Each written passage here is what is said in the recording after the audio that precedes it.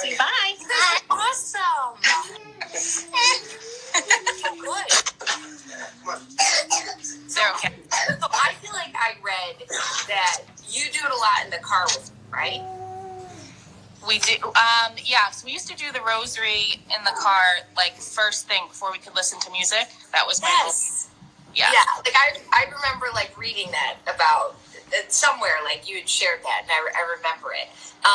Okay, so Colleen, one question that we always like to ask our guests is, do you remember when you first learned the rosary, or when it first had an impact on you? I have no good memory. So I think, honestly, my parents every night at 7:00 just knelt down and said the rosary. It was a family rosary, but they never made us do it. They just would yell. My dad would just say rosary, and whoever was in the house would come and pray. There were 6 of us kids, so there was always like someone going somewhere or whatever. But they said it every night. So we were home, we would say it with them. Yeah.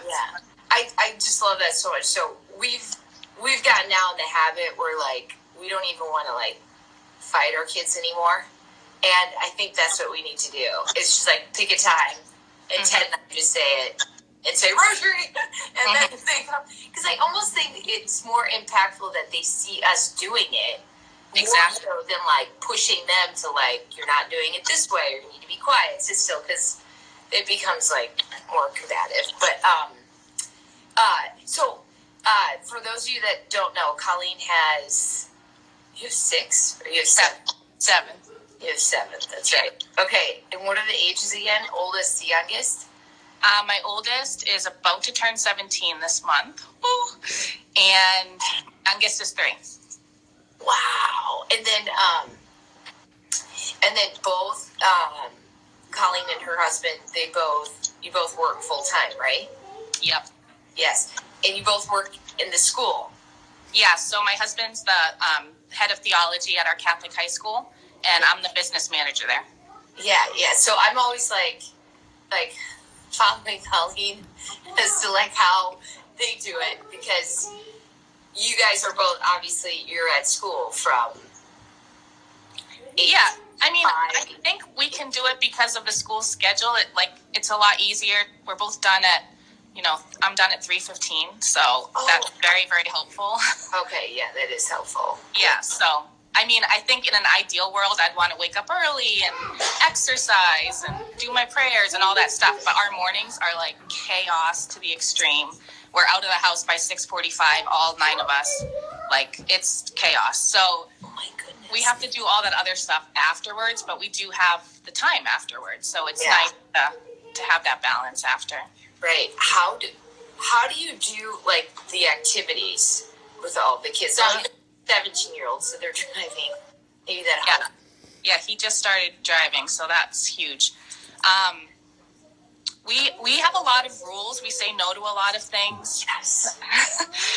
I mean, they each can do one team per season. We don't do any travel, anything. I'm sure it's going to hold them back from being the NBA star they want to be, but we just can't do it. So, they join one team each season. Most of them play 2 or 3 sports. One of our kids, our 8-year-old, is not into sports at all, but he does piano every Saturday, so that's his thing. Yeah. So we just want them to all be active and find something they're passionate about, but it has to work. Like, it can't ruin our family for them to play a sport, Yeah.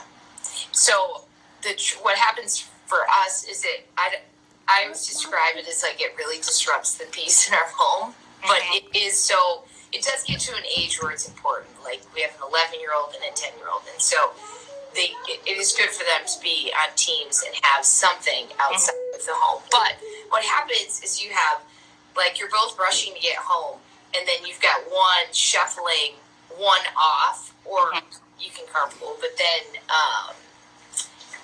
you have a single parent, like, watching 6 other kids, so it's like, it's hard. Yeah. We haven't been able to really figure out that balance yet, but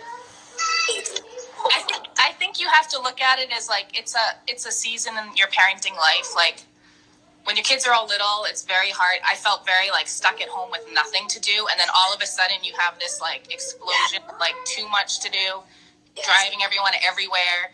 And then we're starting to like turn the corner where now like the oldest can drive him and his brother to their high school sports and can pick up a little kid from somewhere. And it's a season to get through. And I think my parents did it for us, and I want to do it for them. And no one said parenting is easy, but it's important. Give.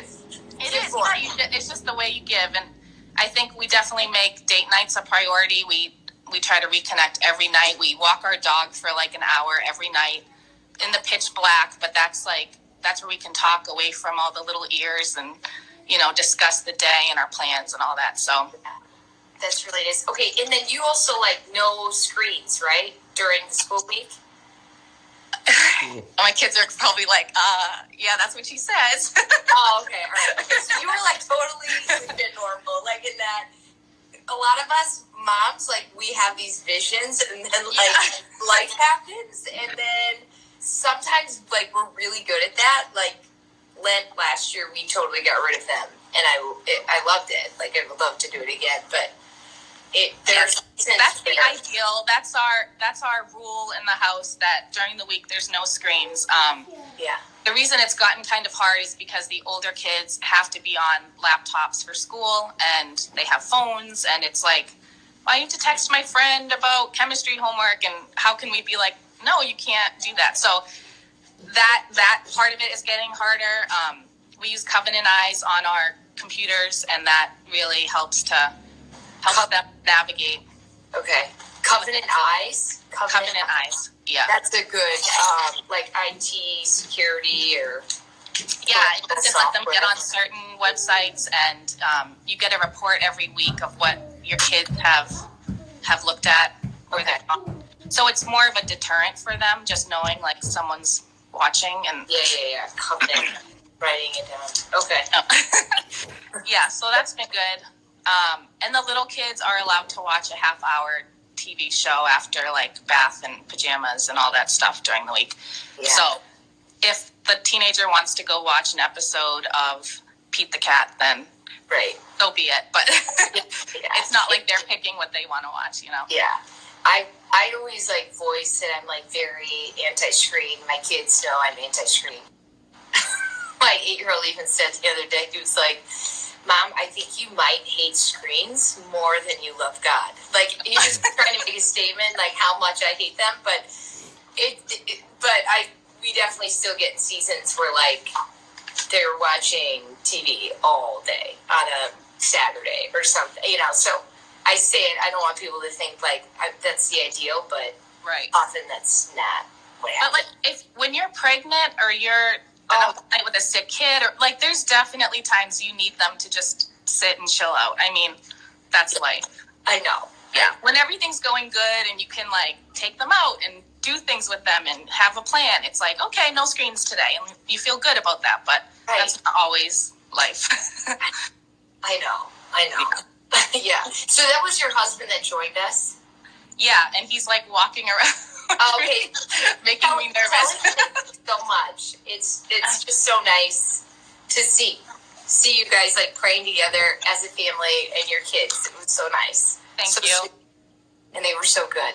Thank you. Yeah, they didn't really pray. I kept like tapping his leg, like, come on, say the Hail Mary. Yeah. No. Whatever. They were excellent. Like they were sat there like very composed. Well, they saw themselves, and it was very exciting. They could, see themselves on the phone. Yeah. I've heard that, like, kids have called me, like, the lady in the phone. Oh. That's like, so you're going to turn the lady on in the phone and pray. That's cute. Well, thank you so much, Colleen. You're welcome. Thanks for having me. Yes. All right, guys. God bless you. Have a great Tuesday. Bye. Bye, guys. Bye, Colleen. Thank you.